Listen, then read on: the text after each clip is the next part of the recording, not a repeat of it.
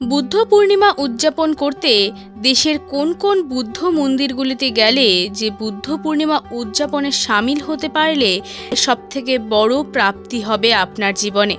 আসুন জেনে নিই সেই সমস্ত গুম্ফা মন্দিরগুলোর কাহিনী এবং তার ঠিকানা। 2024-এর 23শে মে বুদ্ধ পূর্ণিমা বৌদ্ধ সম্প্রদায়ের প্রধান উৎসব। কথিত আছে বৈশাখ মাসের এই দিনটিতেই গৌতম বুদ্ধ জন্মগ্রহণ করেছিলেন। শুধু তাই নয়, 588 খ্রিস্টাব্দে এই দিনে তিনি বোধি লাভ করেছিলেন এবং 543 খ্রিস্টপূর্বাব্দে এই দিনেই তিনি মহাপরিনির্বাণ লাভ করেছিলেন। সিদ্ধার্থের বুদ্ধত্ব লাভের এই দিনই জগতে বৌদ্ধ ধর্ম প্রবর্তিত হয়েছিল। তাহলে আসুন জেনে নিই যে কোন জায়গাগুলো ভিজিট করলে আপনারা এই বুদ্ধ পূর্ণিমার বিশেষ অনুষ্ঠানটির সাক্ষী হতে পারবেন। তাহলে চলুন দেখে নিই। বুদ্ধ পূর্ণিমার দিনে বিভিন্ন বৌদ্ধ মন্দিরে উদযাপিত হয় এই অনুষ্ঠান এবং বৌদ্ধরা বুদ্ধের আরাধনা করে। অষ্টশীল, সূত্রপাঠ, সমবেত প্রার্থনা, নানাবিধ মাঙ্গলিক অনুষ্ঠান আয়োজিত হয় এই দিনে।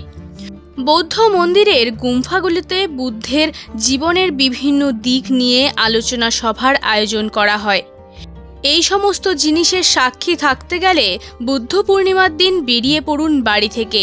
কোন সমস্ত ঠিকানার উদ্দেশ্যে বেরোলে এই বড় প্রাপ্তি আপনাদের হবে, আসুন জায়গাগুলো জেনে নিই। প্রথমেই বুদ্ধগয়া। বৌদ্ধদের কাছে এই স্থান খুবই গুরুত্বপূর্ণ এবং অপরিসীম।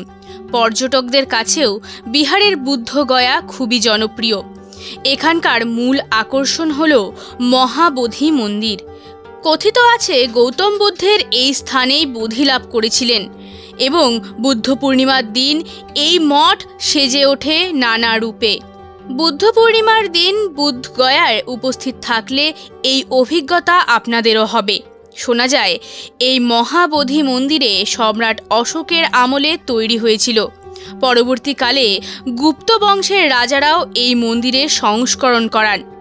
পাটনা থেকে মাত্র 96 কিলোমিটার দূরে বৌদ্ধদের মন্দির ইউনেস্কোর ওয়ার্ল্ড হেরিটেজ তকমা পেয়েছে। মন্দির ছাড়াও এখানে রয়েছে প্রার্থনা কক্ষ। নির্বাণ লাভের পর কয়েকদিন যেখানে কাটিয়েছিলেন বুদ্ধদেব সেই স্থান, এছাড়াও আরও অনেক জিনিস এখানে সংরক্ষিত আছে।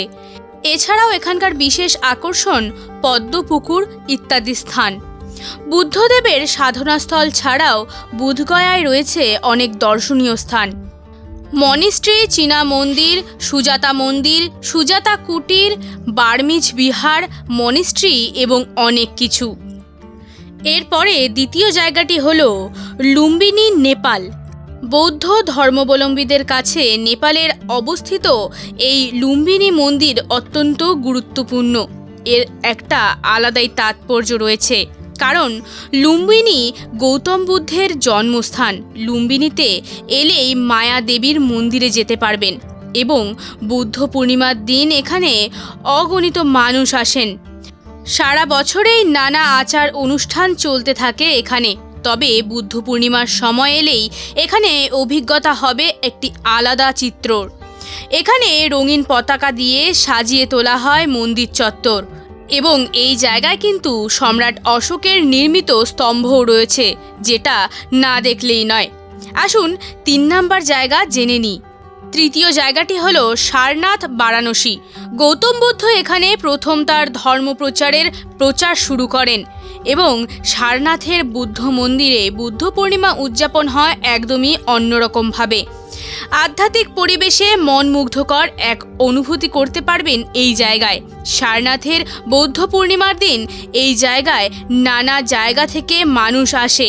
এই স্থানের এক বিশেষত্ব হল এখানকার ধামেক স্তূপ, যা খুবই জনপ্রিয় এবং বুদ্ধ পূর্ণিমার দিন বৌদ্ধ সন্ন্যাসীরা এখানে ধ্যান করেন, ধর্মীয় আচার অনুষ্ঠান পালন করেন এই জায়গায়। সারনাথের বিভিন্ন মঠ মন্দিরে এই দিনে সাংস্কৃতিক অনুষ্ঠান আয়োজন করা হয়, যা আপনারাও উপভোগ করতে পারেন। এবার চলুন 4 নম্বর জায়গাটি জেনে নিই। কুশীনগর, উত্তরপ্রদেশ।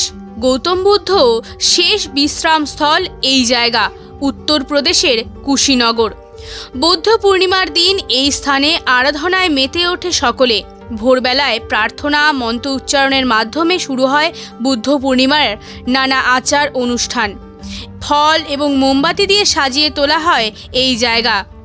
মহাপরিনির্বাণ স্থলের কাছাকাছি অবস্থিত ৪৯ ফুট লম্বা এই রামভর বৌদ্ধ স্তূপ, যেটি বৌদ্ধ ধর্মের সমস্ত মানুষের কাছেই খুবই জনপ্রিয় এবং মহাপরিনির্বাণের পর এই স্থানেই বুদ্ধদেবকে সমাধিস্থ করা হয়েছিল, যা কুশীনগরের বৌদ্ধ মঠে অনেক আকর্ষণীয় একটি বিষয়। এবং বৌদ্ধ পূর্ণিমার দিন এই স্থানে সাংস্কৃতিক অনুষ্ঠান আয়োজন করা হয় এবং ধর্মপাঠ এবং নানান রকমের আলোচনা চক্রও এখানে করা হয়, যা আপনার কাছে একটি খুবই সুন্দর একটি অনুভূতি হয়ে রয়ে যাবে। এর পরের জায়গাটি জেনে নিই। পঞ্চম স্থানটি হল থিকসে মনেস্ট্রি লে। ভারতের অন্যতম এবং প্রাচীন মনিস্ট্রি হল এই থিকসে। এই মনিস্ট্রির ঠিকানা হল সিন্ধু নদের অববাহিকায় পার্বত্য অঞ্চলে। এর স্থাপনকাল 1430 খ্রিস্টাব্দে। বৌদ্ধ দেবী দরোয়ে চেনমোকে উৎসর্গ করে নির্মাণ করা হয়েছিল এই মনিস্ট্রি। লাদাখের সবথেকে বড় মনিস্ট্রি। পাথর কেটে বানানো হয়েছে এই স্থাপত্য।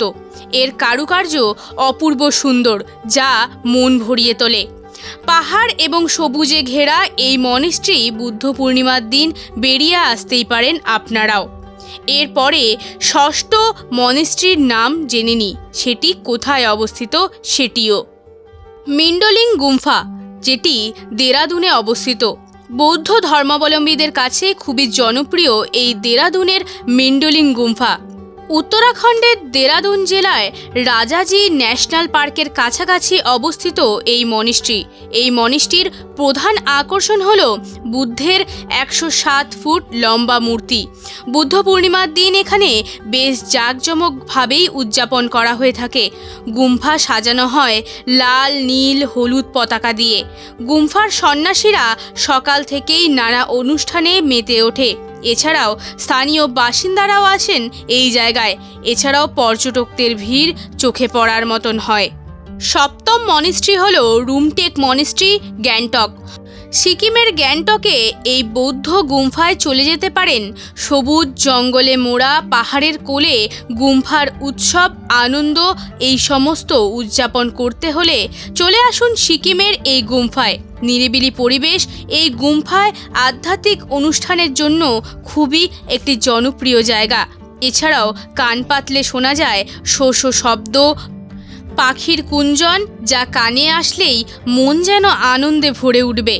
এরপরে অষ্টম জায়গাটি জেনে নিই। ধর্মশালা, হিমাচল প্রদেশ। তিব্বতী বৌদ্ধ ধর্মের অন্যতম প্রধান কেন্দ্র এটি। এই হিমাচল প্রদেশের ধর্মশালার নাম হল সুলগাগখান বৌদ্ধ মঠ।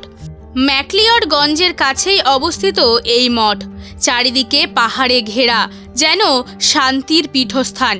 প্রতি বছর বুদ্ধ পূর্ণিমার দিন দেশ বিদেশ থেকে নানা অগণিত পর্যটক এবং ভক্তরা ভিড় জমায় এখানে। এখানে 2টি বৌদ্ধ মন্দির রয়েছে একটি সংগ্রহশালাও। এই স্থানে নানান রকম রঙিন পতাকা আলো দিয়ে গোটা মঠ সাজিয়ে তোলা হয়। বৌদ্ধ সন্ন্যাসীরা তাদের শোভাযাত্রা করে এই দিনে। বৌদ্ধ ধর্মগ্রন্থগুলি পাঠ করা হয়। এছাড়াও এই জায়গায় রয়েছে নানান রকমের ধর্মগ্রন্থ এবং তার নিদর্শন এবং প্রত্নবস্তুরও নানান নিদর্শন এই জায়গায় আপনারা পেয়ে যাবেন। তাহলে আর দেরি কি, এই বুদ্ধ পূর্ণিমায় বেরিয়ে আসুন এই কয়েকটি জায়গায়। এছাড়াও যে কোনো মনিস্ট্রি বা বৌদ্ধ মন্দিরগুলোতেও গেলেও আপনারা অনুভব করতে পারবেন একটা আলাদা শান্তি, যেটি আর অন্য কোথাও পাবেন না এই বুদ্ধ পূর্ণিমার দিন। আর আমার আজকের ভিডিও যদি ভালো লেগে থাকে তবে অবশ্যই আমার চ্যানেলটিকে সাবস্ক্রাইব করে পাশে থাকা বেল আইকনটিও ক্লিক করে দেবেন পরবর্তী আপডেটের জন্য, কারণ এই রকম ইন্টারেস্টিং এবং নানান তথ্য নিয়ে আসি আমি আমার চ্যানেলে। তাহলে আজকের মতন এখানেই শেষ করছি। দেখা হবে অন্য কোনো ভিডিওতে।